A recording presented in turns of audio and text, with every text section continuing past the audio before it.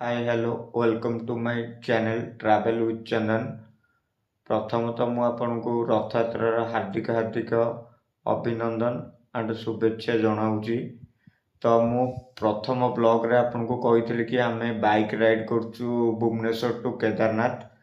तो एबे हिमाचल प्रदेश टोटल आमको सपोर्ट ही करूनी केवल वर्षा सकाशे।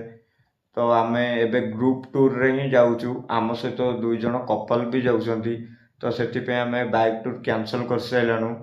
तो आउ गोटे आपनको रथयात्रार गोटे खुशी खबर दबाकू चाहूचु कि आमर बक्रेश्वर अलंकार बहुत उन्नति करथिबारु सी एबे वर्षन 2 यथाशीघ्र आपण पाखु आसुची दशहरा भितरे। तो आपण आमको एमती बहुत सपोर्ट करंतु एंड मु तो बहुत थर वीडियो करने चेष्टा करुच्ची, किंतु बिजनेस सकाशे मु टिके किछि भी एबे करिबा पई चाहुनी। तो एबे बिजनेस रे बहुत बिजी रहूची। तो बहुत थर मु वीडियो ट्राए करुच्ची करिया पई, तो फिलहाल मु करि पारुनी एबे।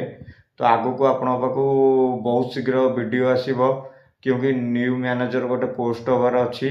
सी यदि दुकान संभाळिबो तो मु आपण पाखु वीडियो न्यू न्यू वीडियो सब नेकी आसीबी। तो एबे मु काँ बा क्वचित वीडियो करिपरिबी कि न करिपरिबी आगु मु भी जानी पारे ना, कारण मो बिजनेस बढ़ियो माने मु तो आपन वीडियो करिया पे ही मते टाइम मिलिबनी। तो आपण मते बहुत सपोर्ट करंतु। बक्रेश्वर अलंकार वर्षन 2 रो मु वीडियो पोस्ट करनी, जेबे इनाग्रेशन हबो मु सेबे पोस्ट करिवि। तो आपण मते बहु मात्रा रे सपोर्ट करंतु, आमे आगु को एंते बढ़ी चलू। रहिली, जय Jagannath, happy Rathyatra. Hi hello welcome to my channel travel with Chandan. प्रथमतः मु आपनको रथयात्रार हार्दिक हार्दिक अभिनंदन एंड शुभेच्छा जनाऊँगी।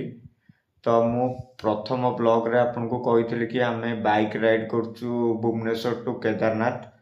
तो एबे हिमाचल प्रदेश टोटल आमको सपोर्ट ही करूनी केवल वर्षा सकाशे। तो आमे एबे ग्रुप टूर रे ही जाऊचु, आम सहित दुई जन कपल भी जाउछंती। तो सेटिपे आमे बाइक टूर कैंसल कर साइलानु।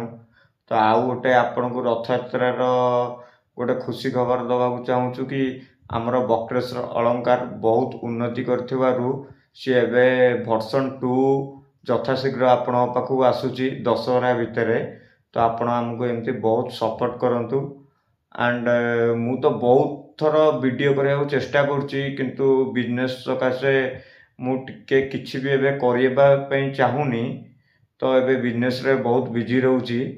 तो बहुत थर मु वीडियो ट्राए करुच्ची करिया पई। तो